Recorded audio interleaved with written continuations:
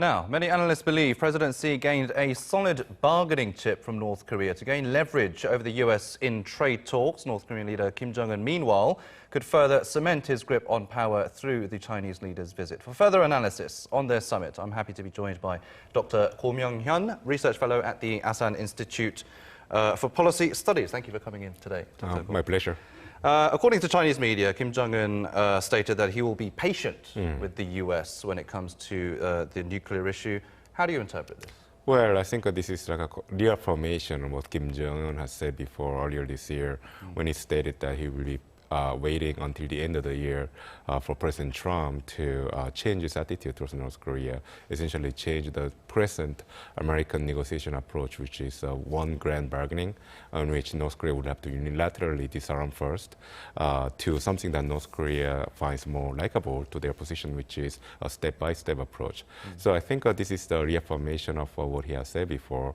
And I think at the same time, it puts the ball on the American side. I mean, by saying that North Korea is willing to be patient, it's expressing its actually willingness and commitment to stick to dialogue, whereas the United States hasn't really made that such a strong commitment yet.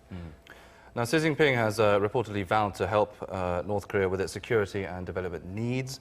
What kind of help do you think President Xi is talking about there? Okay, there are two sides to this. I mean, Xi Jinping mentioned the security side and the development side. Security is clearly referring to the multilateral approach to negotiating over the North Korea's nuclear crisis. This came out during the earlier summit between Putin, Russian President Vladimir Putin, and Kim Jong-un in Vladivostok. There, Putin actually stated that Russia was willing to help North Korea to feel more secure in the world by extending some sort of a security guarantee. So I think China is also making the similar commitment to North Korea. On the other hand, on the development side, China has already mentioned, actually last year, the possibility of inviting North Korea to the Belt and Road Initiative. So I think, conditional upon the peaceful resolution to the ongoing nuclear crisis, I think China is willing to extend North Korea a major influx of investments. Now, in recent years, North Korea's denuclearizations were made mainly by the two Koreas and the United States, although not much progress has been made on that. Through Xi's visit, though, we can see that China clearly wants to get back in the game. What role, if any, or will China play a bigger role in the process other than just being Pyongyang's longtime ally?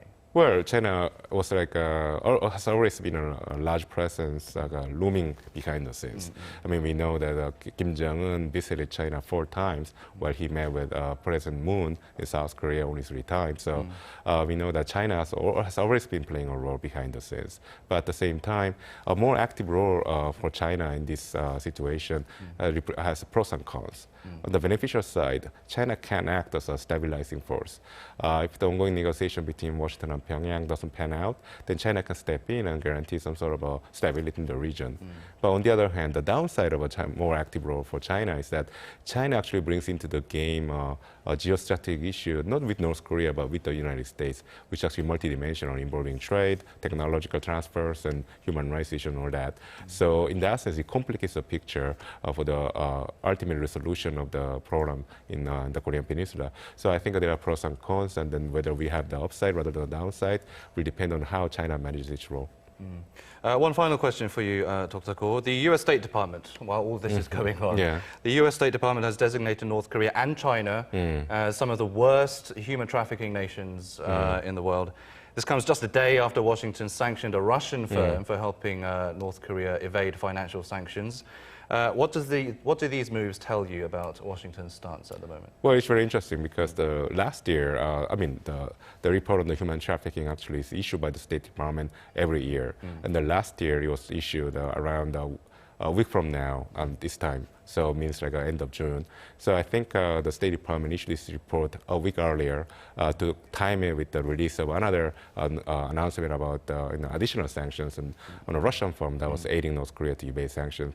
So clearly the United States government is trying to send a message to both China and North Korea that there are multiple ways that the United States can punish China and North Korea if they don't stick to this, roadmap of denuclearization that the United States prefers. Yeah, so not entirely coincidental.